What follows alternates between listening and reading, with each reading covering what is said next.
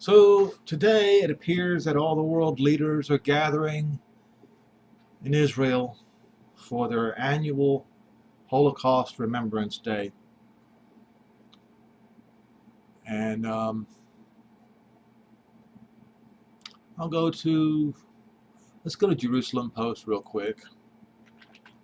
You'll see it. What just happened here? Try again.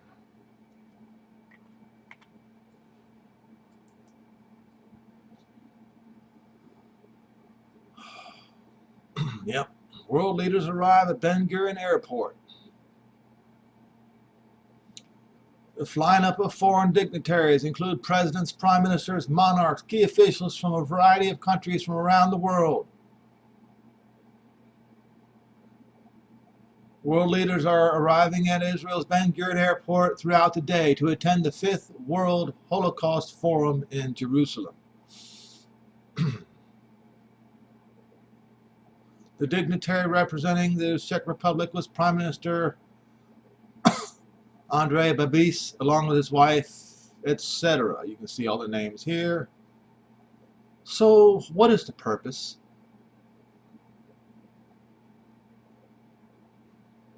Then we have here, and down at the bottom, as part of the U.S. delegation, senior advisor to U.S. President Donald Trump, Jared Kushner, will also arrive Wednesday to attend the World Holocaust Forum.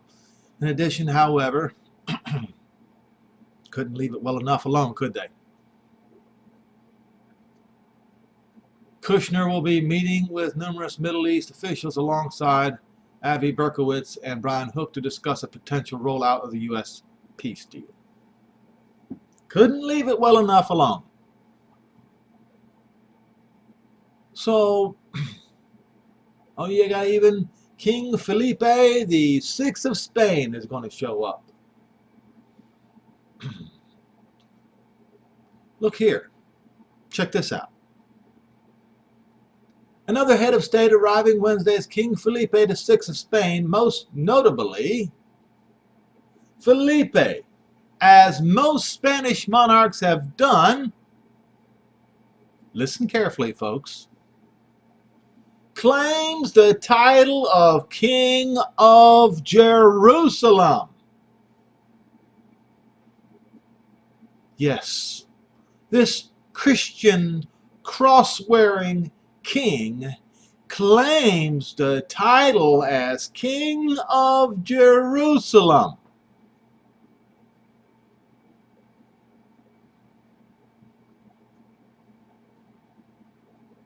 And you know that every European king in the past, when I mean king, I mean lineage, has attempted to somehow make themselves, in some way, the King of Jerusalem in the Crusades.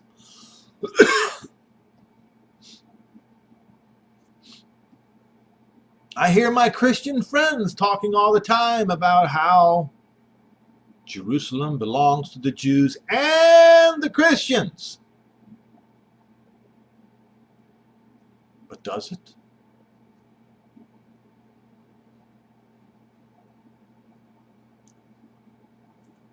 So I see here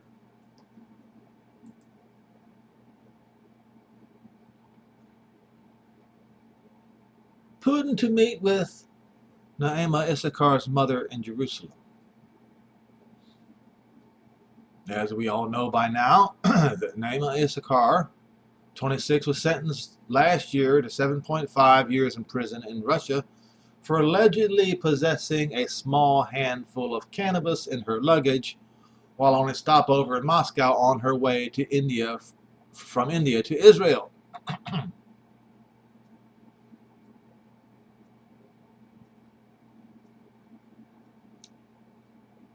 They obviously planted it on her. They forced her to sign a statement that she did not understand,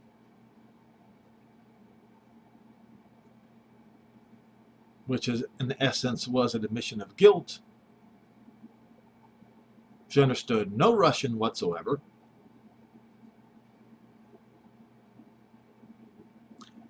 in Russia, every other person who is caught having 9.5 grams of marijuana at the airport would be sentenced to what is equivalent today to a $200 fine and set on their way. But you see, she's a Jew, you see. What was the purpose of this? Well, we'll find out later on in the article. Russian President Vladimir Putin will meet with Yafa Issachar, mother of the Israeli American. Notice that there was no American delegation to speak of rising up on the behalf of Naima Issachar. No. Even though she was a dual citizen, an American citizen as well. I find that extremely troubling.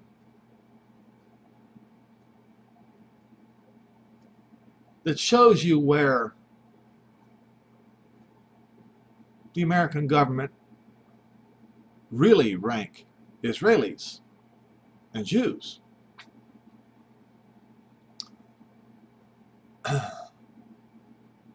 Israeli American in a Moscow prison on drug charges, a Kremlin aide said on Wednesday. Netanyahu and Russian Orthodox Patriarch Theophilos III of Jerusalem will also participate in the meeting on Thursday. Why is he involved? Folks, I'm telling you, there looks like some sort of demonic conspiracy going on here. I'll tell you what I'm thinking. Putin aide Yuri Ushakov told Russian state news agency TASS. Naima Issachar. Hold on. Now we just read this part here, but it says that Netanyahu has formally requested that Putin, who will be in Israel on Thursday for the 5th World Holocaust Forum, pardon Issachar on humanitarian grounds, and talks have been placed at high levels towards that goal. Russian media has reported that Putin is favorably considering a pardon. Ushakov did not answer reporters' questions as to what could be expected from the meeting, but said they will discuss the humanitarian aspect of the issue. A Russian source told the Jerusalem Post sister publication Mariv that Putin could pardon Issachar on Wednesday or Friday. Diplomatic sources have said that too much public pressure could harm the efforts, which explains Gamliel's reticence to further describe the meeting. Issachar's family also asked activists protesting for her to release to keep a lower profile, but advertisements with the message, "Please, President Putin, bring Naima home," appeared in Jerusalem's Yitzhak Novan train station on Tuesday. And here we go. One step Israel may have taken. Notice it says may have. We don't know. We will not know for a little while yet. But this is troublesome. To encourage Putin to release Issachar may be taking his side in a long-standing dispute between the two Orthodox Christian organizations over property in Jerusalem's Old City. What's the story about? Well, in essence, the Orthodox Christian groups sold the land that they think that they own back to the Jews. And one of the groups saying, no, the other one, there's a misrepresentation going on. You know, in the United States, they used to call that being an Indian giver, for a lack of better expression.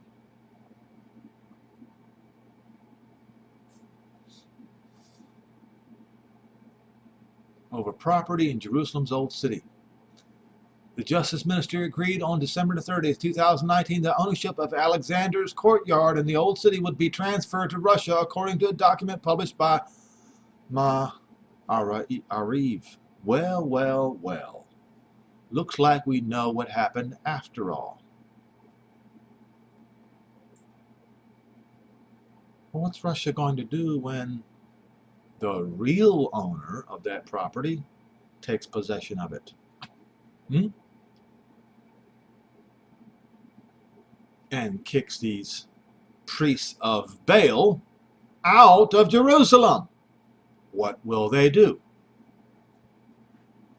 Russia has long demanded ownership of the courtyard separate from the capital's Russian compound, where Moscow has made claims to property.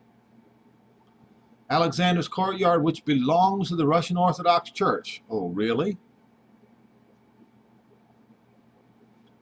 And includes Alexander Nevsky Church and several other structures, is adjacent to the Church of the Holy Sepulchre. Tsar Alexander III bought the land on which it was built in 1859. From who? From who? He didn't buy it from Israel.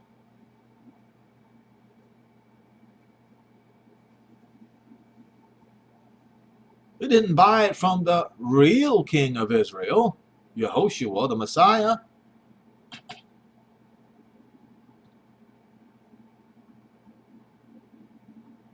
After the 1917 Russian Revolution, a dispute broke over the land between the two organizations with nearly identical names. The first is the Imperial Orthodox Palestine Historic Society.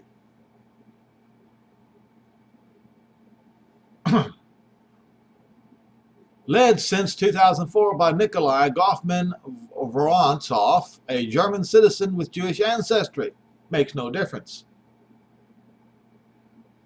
The other is the Imperial Orthodox Palestine Society, whose chairman is Sergei Stefanian, who was Prime Minister of Russia before Putin and is an ally of the Russian president. All right, so now we have a German citizen with Jewish ancestry versus the former Prime Minister of Russia, who's an ally of Putin. Oh, it's getting really interesting to see where this is going. Stefanian said the other society is an imposter and has demanded control over the courtyard for the past decade. Oh, I see what's going on here now.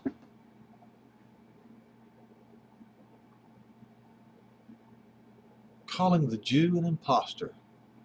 I get it. That's been going on for a long time. Then Russian Prime Minister Dmitry Medvedev sent an official request to Israel in 2015 to settle the matter of the land's ownership, but the Justice Ministry did not make a decision for years after until 3 weeks ago.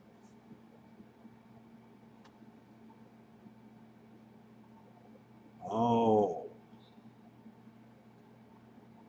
they gave land that does not belong to anyone except the Messiah. They gave land and property to Russia for the safe return of Naama Issachar. Well, somebody needs to be locked up in a Jerusalem prison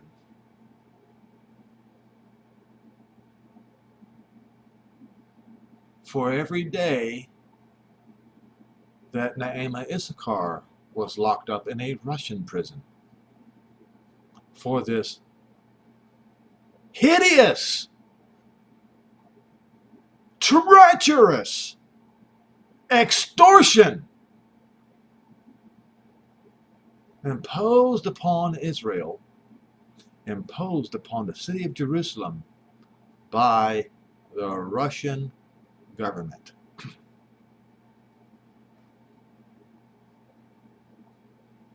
It's interesting that this is happening right about the same time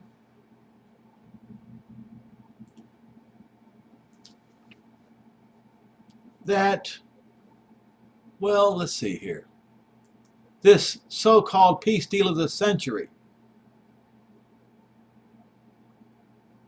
A decision on the peace deal of the century is about to be made. So, Jerusalem Post, White House opposes Jordan Valley annexation before peace plan rollout. What's that all about? Well, as you can see here, Netanyahu seeks green light from White House to annex Jordan Valley. And then we find out that the leader of the other party, Gantz, leader of the Blue and White Party, he says he's also for annexing the Jordan Valley. So then Benjamin Netanyahu says, oh yeah? Well, I'm for, if I'm elected, like he said before, and he didn't follow through on it. He said, if I'm elected, we will annex the entirety of Judea and Samaria. So one up the other one.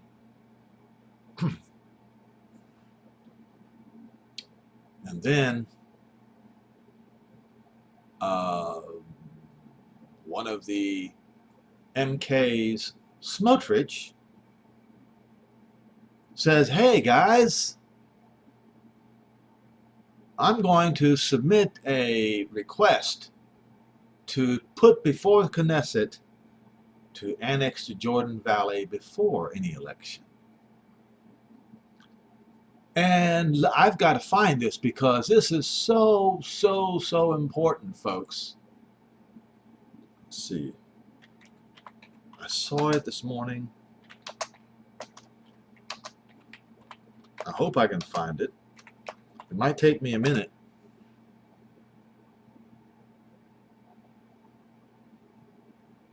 So as you can see right here, Gantz vows to annex Jordan Valley. Benny Gantz calls for annexation of Jordan Valley. Even back in December, Israel has full right to annex Jordan Valley, but, all right, I've got to look a little harder here. It must be in Times of Israel or the other one.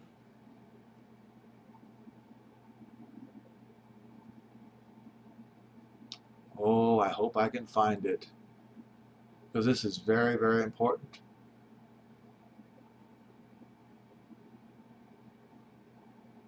Apparently, see, what I saw is they are planning on Monday. I might have to go on social media here to find it, because, or did I post it? I did post it.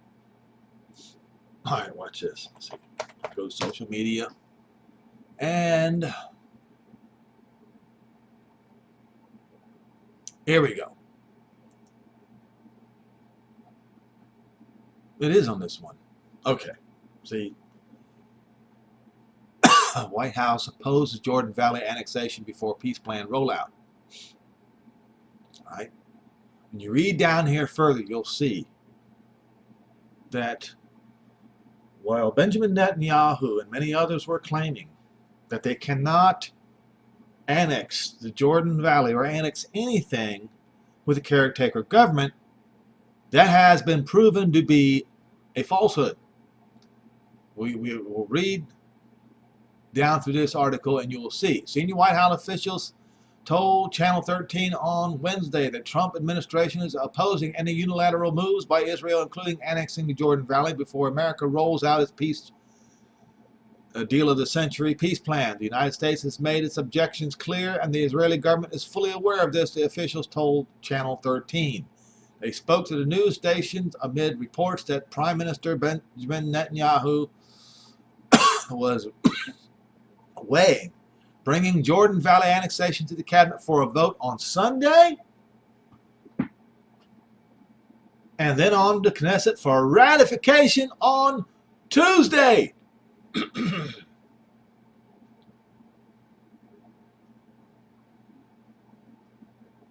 Won't this be interesting? So folks, mark your calendars and let's see if they follow through on this.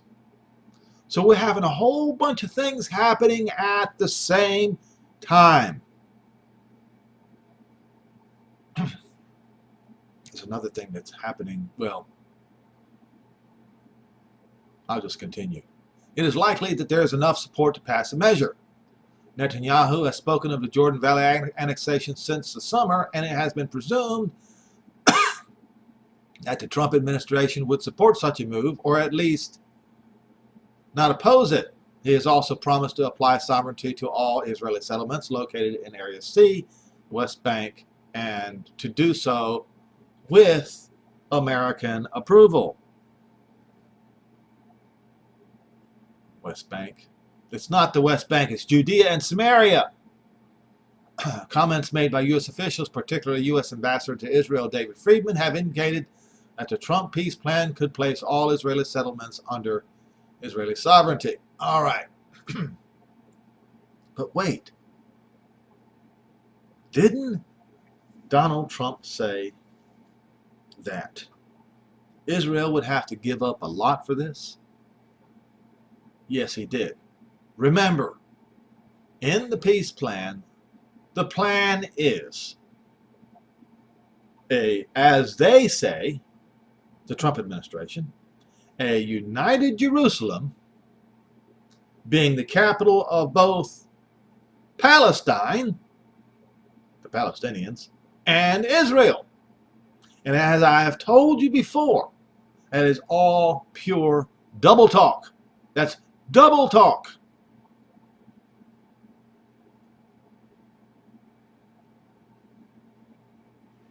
And you know what it's written? A double-minded man is unstable in all his ways. So,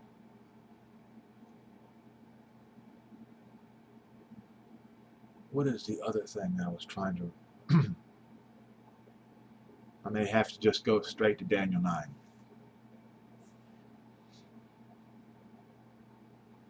But one thing I wanted to mention, I want to ask the question, what do these world leaders do during the Holocaust Forum? I might just type the question.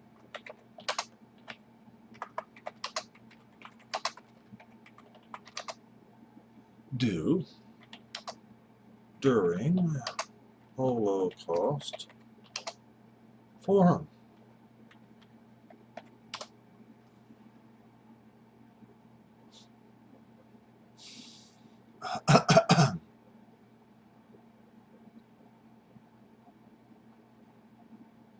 What's the point here?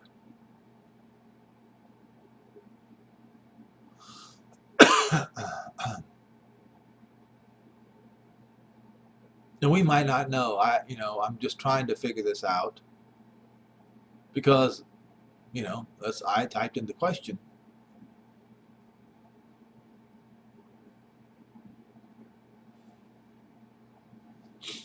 Well, I have something to say about this. What happened to... You see, this generation, folks, just like the ancient Pharisees, they claimed that they would never have done such a thing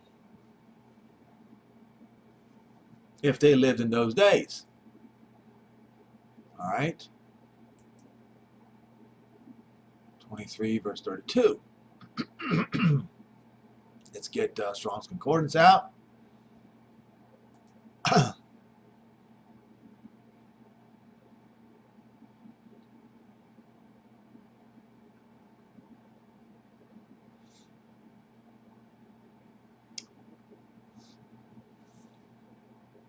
Verse 29, woe unto you, scribes and Pharisees, hypocrites, because you build the tombs of the prophets, and you garnish the sepulchres of the righteous. Isn't that what the Christian leaders today do? Garnish the memorials of the Holocaust victims? Isn't that what they do? And you say, if we had been in the days of our fathers, we would not have been partakers with them on the blood of the prophets or the righteous or the Holocaust victims. Therefore, You testify yourself that you are the children of them which killed the prophets. So just as the Pharisees were the children of those who killed the prophets, so are these world leaders today who are showing up in Israel for the fifth Holocaust, what do you call it, forum. Without a doubt, they're saying the same thing, essentially. But the fact of the matter is, their forefathers didn't just participate in the Holocaust.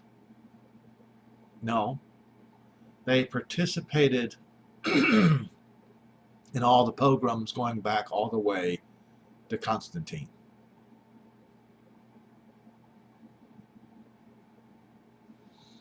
Now, just as now Yehoshua, he said about them, fill up then the measure of your fathers, you serpents, generation of vipers, how can you escape the judgment day, the judgment of Gehenna? Well, the same applies. What's good for the goose is good for the gander, is it not? I have pointed out in the last bunch of videos that just as Jerusalem and Jerusalem's children received punishment and judgment, the Gentiles are not going to escape. The children of Rome shall not escape judgment. Call yourself Christian all you want to, it doesn't matter. So to them that are showing up to garnish the tombs of Holocaust victims, this applies to them too. Fill you up the measure of your fathers, you serpents, you generation of vipers. How can you escape the judgment of Gehenna?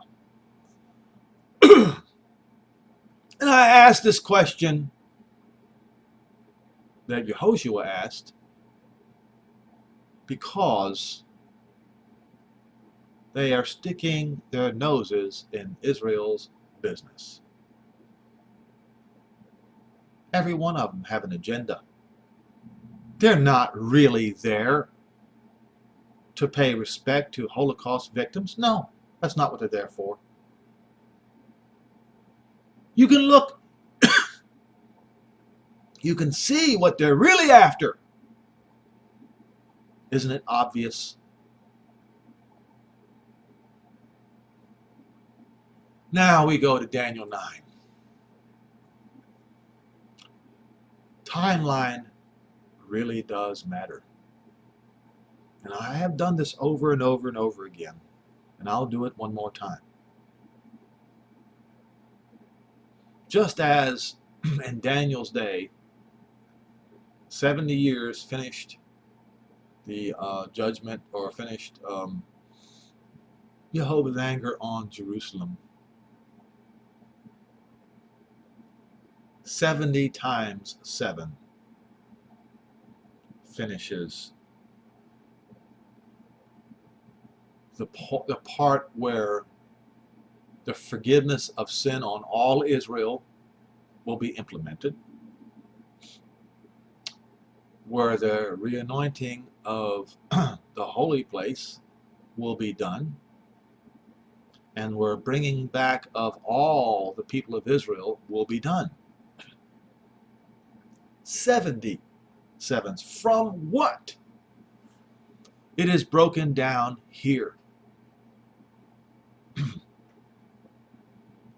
Starting in verse 20, and while I was speaking and praying and confessing my sin and the sin of my people, the Jews, no, all Israel, and was presenting my supplication before the Lord, no, before Jehovah Elohim. For what? For the holy mountain.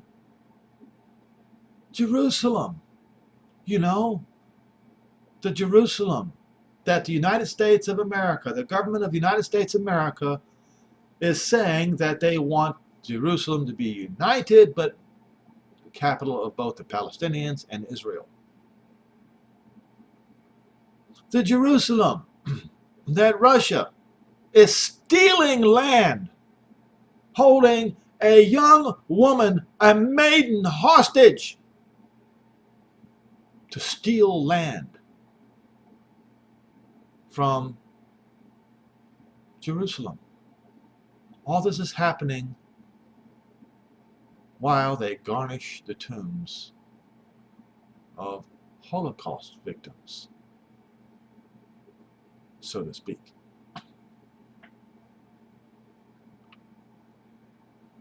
Vipers! As an old Indian used to say, white men speak with forked tongue. Who has a forked tongue but a viper?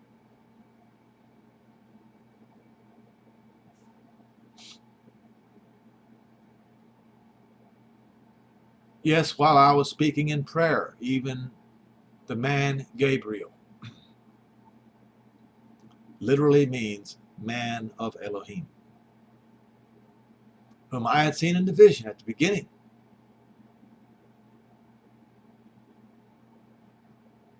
Weary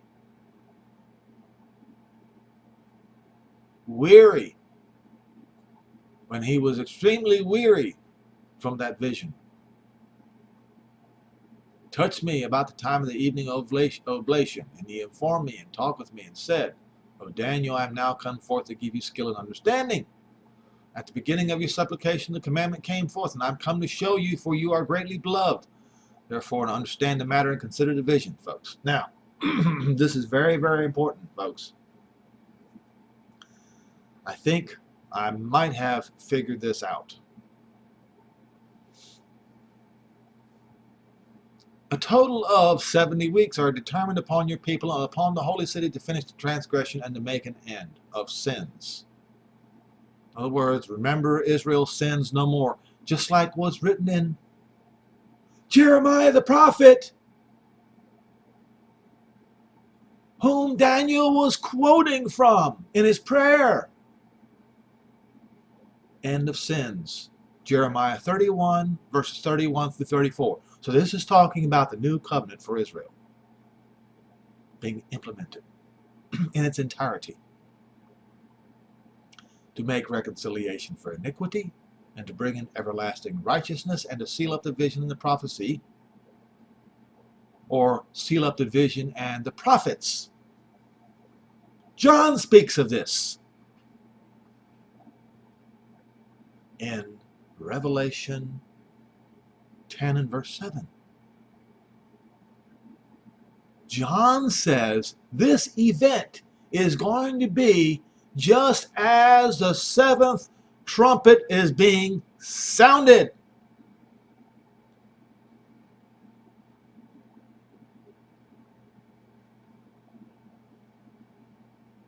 In other words, to finish up all the promises of and the visions of the prophets. You read Revelation 10 and verse 7, you'll see this is exactly what he's saying concerning the last trumpet sound. And to anoint the Kodesh Kodesh, the most holy place, and also the holy people. So the Kodesh Kodesh means not only the holy place, but the holy people.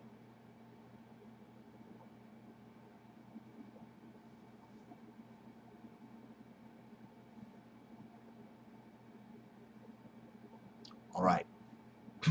Now that we have that figured out, know therefore and understand that from the going forth of the commandment to restore and to build Jerusalem unto Messiah the Prince shall be 7 weeks. Well, wait a minute. 7 weeks? That's only 49 years. And Messiah the Prince, or Messiah the suffering servant, No, the 62 weeks is for the suffering servant. And the 62 weeks is not from the call to rebuild Jerusalem. No. It plainly says that the 62 weeks is at the time when the city, the street, and the wall is built. Folks, we have to read the scripture carefully and accurately. The 7 weeks are for the call to rebuild Jerusalem unto Messiah the Prince, not Messiah the suffering servant. The 62 weeks, 62 weeks, that's Messiah being cut off. That's the suffering servant. So, in the 62 week period, the street will be built again, not the city. Just the street and the wall. Well, who did that? Nehemiah the prophet. So the 7 weeks has not started again because Messiah the Prince is at the end. So the 7 weeks is reserved for the very, very end, 49 years. So we have to look at the 62 weeks first. Calculator.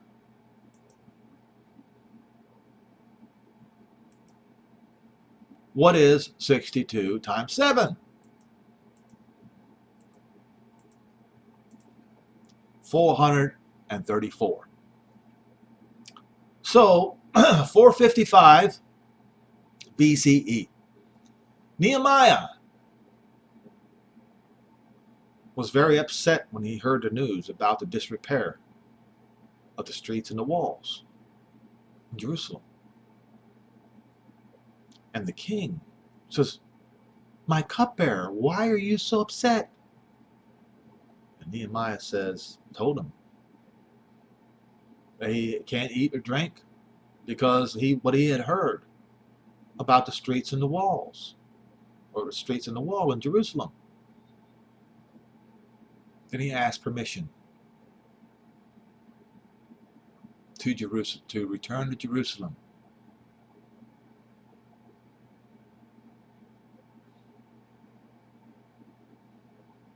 So in 444, a year later, he returns to Jerusalem. But it took him nearly 11 years to convince the people there. I guess he became the governor.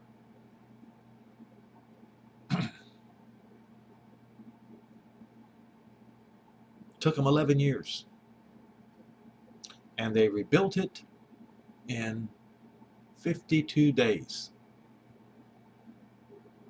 And then when he was done, he went back to the king and reported to the king, "It is finished." So we go, let's do this. 455. Let's see. No, 444. Because in 445 he asked permission, and apparently he was granted in 444, and then he returned. So minus 11, it took him 11 years to convince. Is it 11? Oh, did I do 10 right there? It was either 11 or 12. It's somewhere around there, but it was 10 years. Okay. Took him 10 years to convince the people of in Jerusalem to rebuild the city and the wall, and you come up with divided by 7 equals 62 weeks. Okay? So that's been done. 62 weeks to what? To when Messiah was cut off. 434 to 0. Now,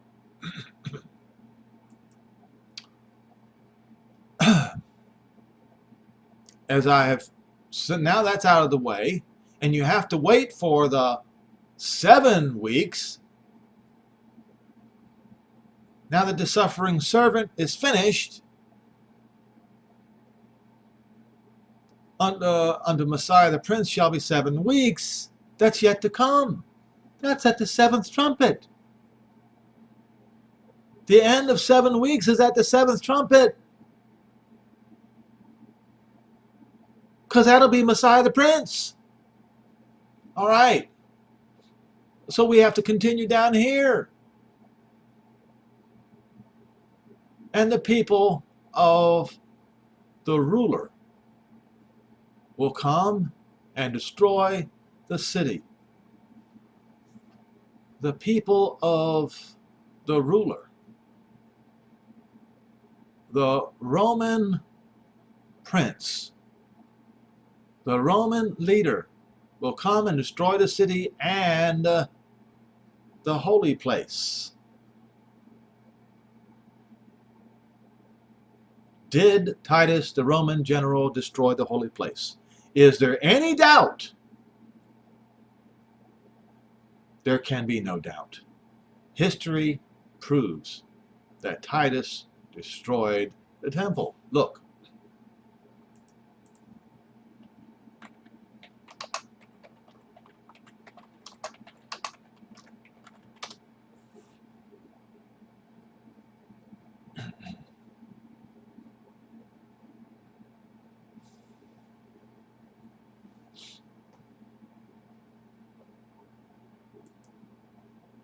I should have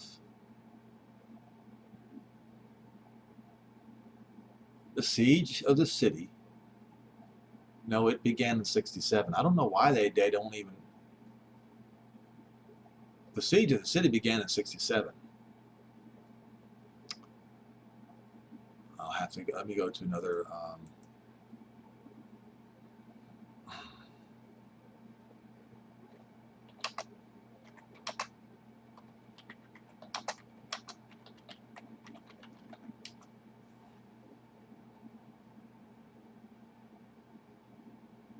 All right.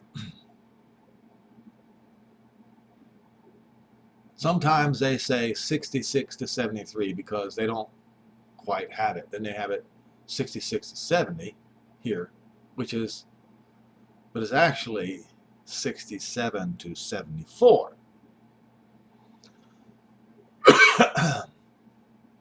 But there's one thing that they all show as the Romans destroy the temple at the year 70 CE. It's because the siege ends at 70 CE. Now we got here beginning in 67. So this is from Haaretz, which is going to be more accurate than Wikipedia. I hope that they don't block me out. On this day in 70 CE, rebel forces in the city were vanquished. The conquest of Jerusalem was the climax of the Great Revolt, which began 4 years earlier. Should read, well, actually it did begin 4 years earlier. It's just, that's the Great Rebellion that Paul was talking about. And how the man of sin, Titus, the Roman general, would come in and destroy. All right? On this day, 70 CE, the Roman siege of Jerusalem ended as rebel forces of the city were vanquished. The siege and conquest of Jerusalem was the climax of the Great Revolt, which began 4 years earlier with a number of attacks by Jewish rebels in the land of Israel against Roman authorities. After Syrian-based legionnaires failed to put down the unrest, responsibility for quelling the rebellion fell to the Roman general Vespasian, accompanied by his son Titus. They slowly made their way south from Galilee, beginning in 67 CE. I'm right. Conquering town after town. When Vespasian returned to Rome, To become the emperor in 69 CE, Titus took over the leadership of the counter-offensive. Titus began his assault on Jerusalem in March of 70 CE. See, the siege began in early 67. Not. See, do you see how Wikipedia said the siege began at 70 CE, but the truth is the assault began 70 CE with the help of 4 Roman legions who trapped between 600,000, according to Tacitus, and 1 million people, the estimation of Josephus, in the city. The resident situation was significantly worsened by the fact that the Jewish extremist group, the Sicarii, burned the Jewish population's stock of food as part of a strategy meant to force them to fight the Romans rather than negotiate surrender. Following the destruction of the Third Wall and Antonia Fortress, the Romans set themselves to conquering the temple. So I asked the question, did they destroy the sanctuary? Answer, Titus supposedly intended to leave the grand structure just built in the preceding century by Herod the Great intact to turn it to a temple to Jupiter, Zeus. He was going to bring it piece by piece to Rome and put it in the Roman pantheon and make it a temple to Zeus, Jupiter. But a Roman soldier threw a torch into it and burned it famously, drowned famously on the 9th of Av. It says right here, by this point in late August, I believe it was the 11th of August, but I'm not trifling over dates here, of 70 CE, many Jews fled the city and others moved to the upper city to make a final stand.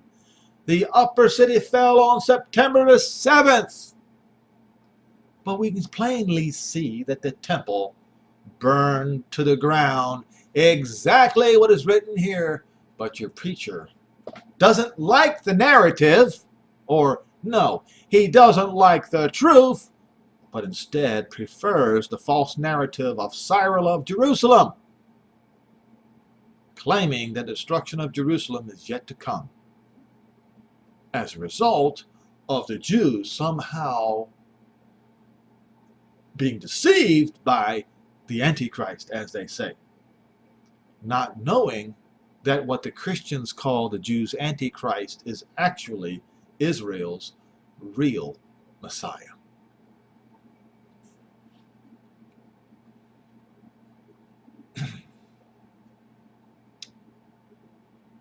Destroy the city and the sanctuary, and the end thereof shall be with a flood of, in other words, a whole the soldiers are just going to barge in there like a flood until the very end of the war. Desolation is determined. It can't be stopped. And it wasn't stopped until it was finished. And when it was finished, it was finished.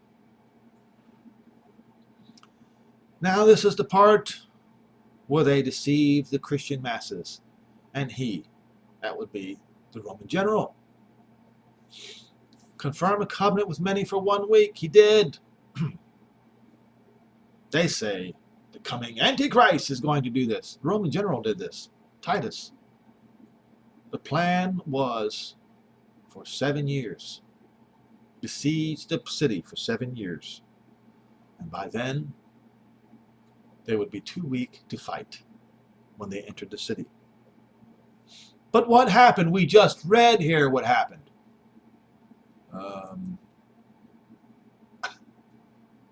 Need to get rid of what happened. What did I do with the Haaretz? Right here. We just read what happened.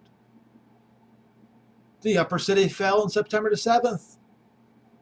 Although some sources say it happened on September 26th. I would probably agree it happened on September 26th. Because that would be 3.5 years. Sure enough, according to Josephus, the former Jewish general who defected to the Romans and became a great historian of the Jewish wars, Titus killed most of the residents of the city in order to razing of all but the tallest structures. Titus went on to succeed his father as emperor when Vespasian died in 79. His conquest of Jerusalem is commemorated by and dramatically depicted on the Arch of Titus, which tourists can visit today in Rome.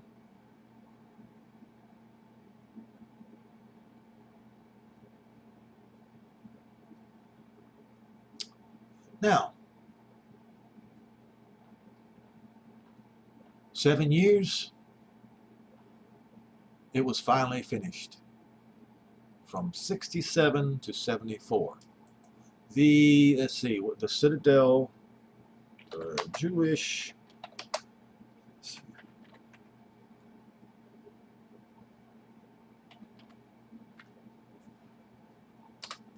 all right, the Siege of Masada.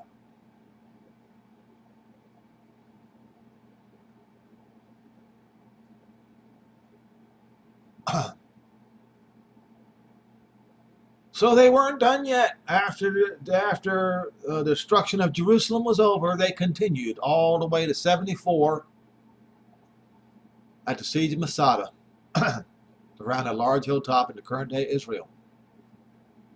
Siege is known to history via a single source, Josephus, Jewish rebel leader captured by the Romans, etc. After 7 years, the war was over.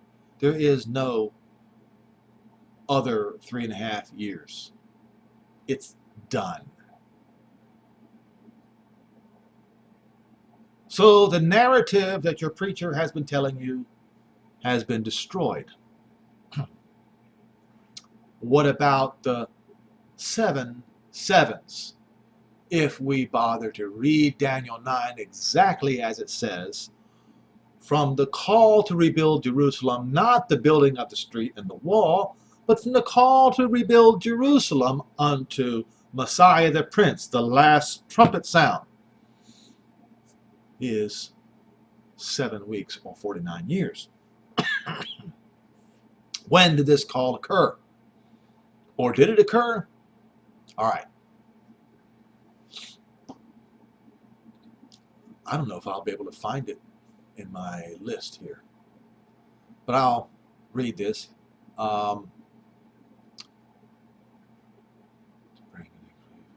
7 weeks from the commandment, from the word to restore and to build Jerusalem unto Messiah the Prince, not unto the suffering servant. Did a call to rebuild Jerusalem happen in our day? Yes, it did. It happened in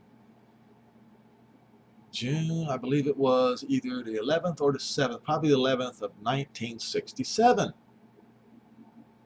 I don't know if I can find it on my bookmarks.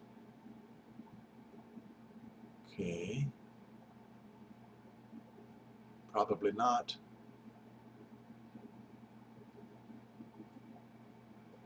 I need to get rid of some of this. Wait a minute. Here it is right here. I found it. All right. This was in 1967. You can go to jewishvirtuallibrary.com, The Liberation of the Temple Mount and the Western Wall, June 1967. It's right there. All right. If you scroll down here, you'll see it.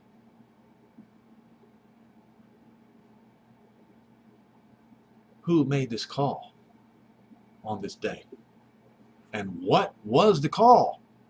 It was Lishana Hazat be Yerushalayim Habnuya be Yisraelayim Ha-Atika.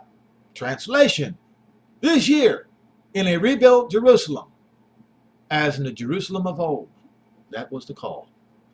And where did it start? 1967 on the Roman calendar.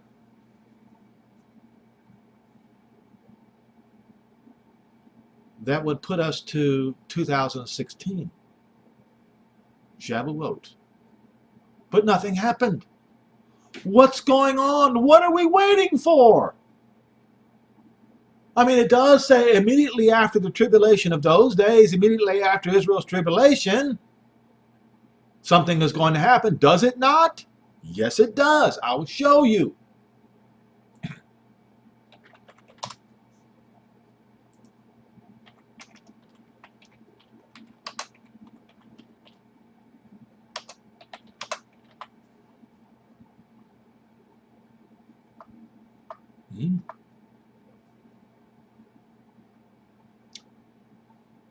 Matthew 24:29.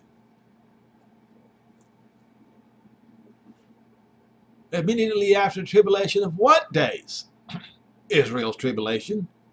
If you just plainly read right here, 24:29, all of this right here is talking about Titus the Roman general. The abomination of desolation spoken of by Daniel the prophet that we just read.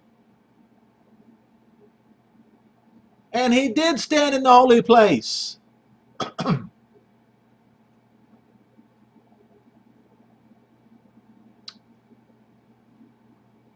Verse 29, immediately after those days are over, when the 77s are finished. What does immediately mean? Let's look it up.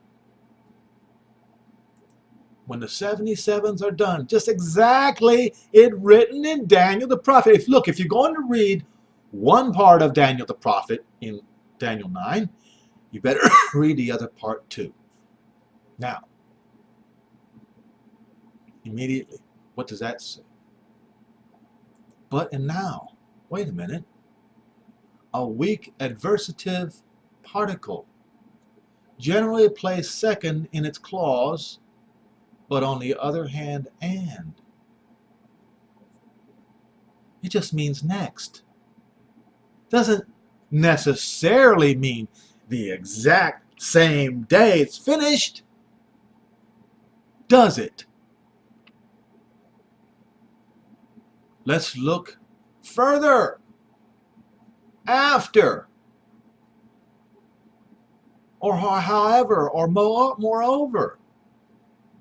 It is not emphatically immediately as we say today. Aha! You see. So what are we waiting for?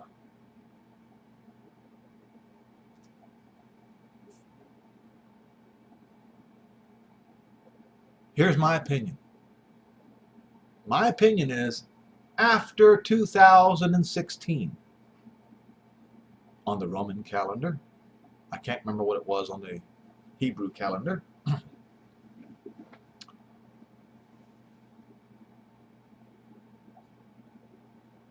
When they try to make a peace deal, when they say peace and safety, but it has to be after the 7 sevens are done. The 7 sevens are done. We used math. We used history to prove that all of the 77s are finished. Every bit of it. It's done. And it was finished on the year 2016 on the Roman calendar. What's left? Here's what's left when they shall say peace and safety.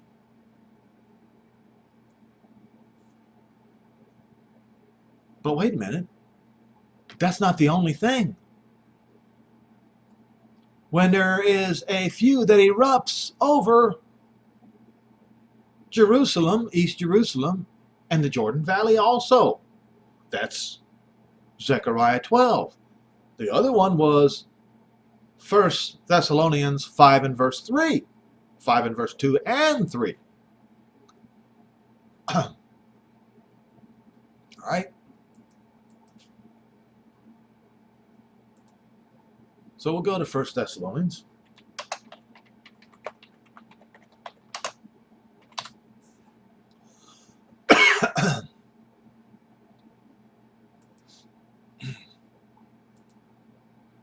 But of the times and seasons, brethren, you have no need that I write to you, for you yourselves know perfectly that the day of Jehovah His wrath comes as a thief in the night.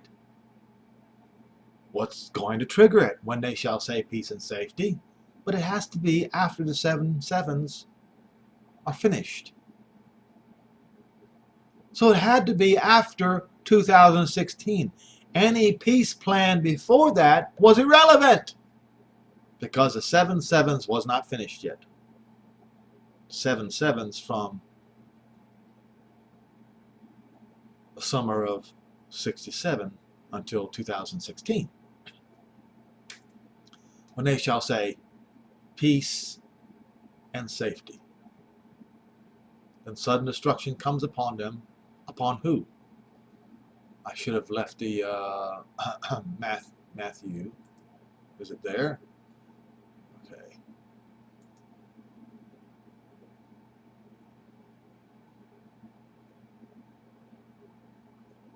Let me go back to where I was because I'm fighting a cold, trying to get over the cold, so my brain is not moving as fast as it ought to. For when they shall say peace and safety, then sudden destruction comes upon them as travail upon a woman with child. They shall not escape. What are they trying to escape? This. Immediately after the tribulation of those days, that word immediately does not belong there. It just says, should say, but after the tribulation of those days. Now we know. Does not have to be exactly after the tribulation of those days. Shall the sun be darkened and the moon shall not give its light, and the stars will fall from heaven. When are these things going to happen? When they shall say peace and safety. After 2016. The powers of heaven shall be shaken, and then shall appear the sign of the Son of Man in heaven, and then shall all the tribes of the earth say, yea, yea, yea, the Messiah is coming. No, they're going to say, they're going to mourn because they believe the Antichrist is coming. And then they shall see the Son of Man coming in the cloud of heaven, or coming in the cloud of the sky with power and great glory. And he will send his angels with the great sound of the trumpet. Which one? The 7th trumpet. To do what? To forgive the sins of Israel, as we read in Daniel 9. To anoint both the holy people Israel and the holy place. To restore Israel. As written in Jeremiah 31, verses 31 through 34. The very scripture, the very prophet that Daniel was quoting from in Daniel 9. They shall gather together his elect. Paul says the elect are Israel in Romans 11, verses 25 through 27. Go read it for yourself. From the four winds, from one end of the sky to the other.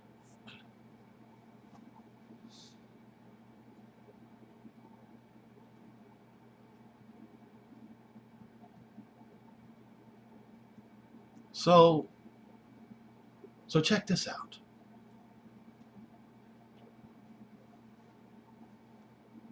Remember what it says in Psalm 69 and verse 22. Let their table be made a snare, and let peace and safety be the trigger. That's what it says. Or let shalom be the trigger.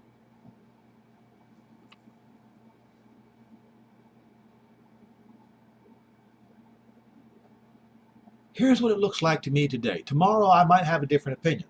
Folks, please understand I'm not a prophet. In this particular instance, this is conjecture on my part. Okay? But it appears to me what we just read on the Jerusalem Post, that the peace plan of the century is pushing, driving the two parties in Israel because they can't get an election. They just can't do it. But driving them to say, we're going to annex we're going to annex the Jordan Valley.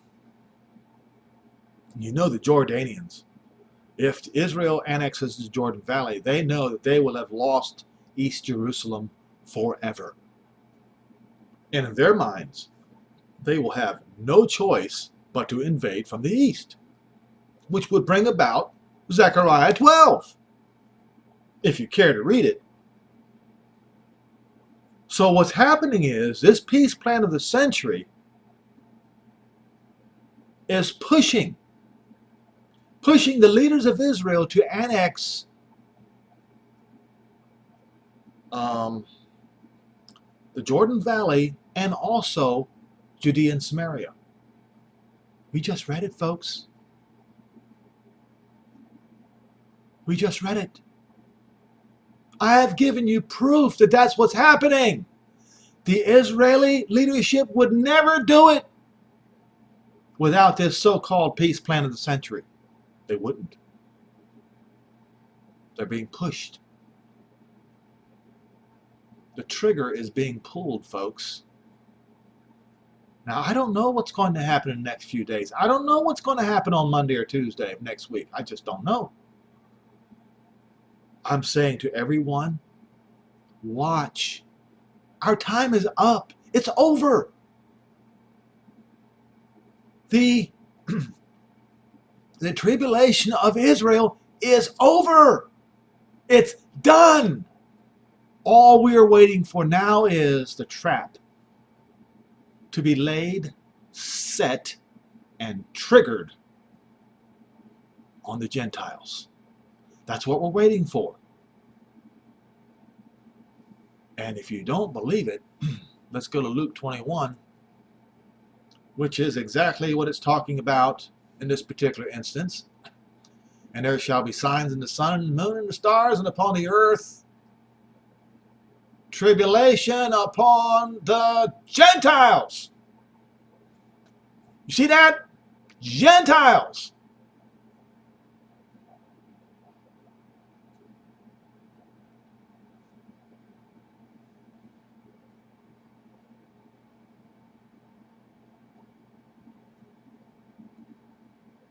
Folks, I hope I've convinced everyone watching this video to prepare yourself and be ready. It may not be today, it may not be tomorrow, but it's coming. It's coming. That's a guarantee.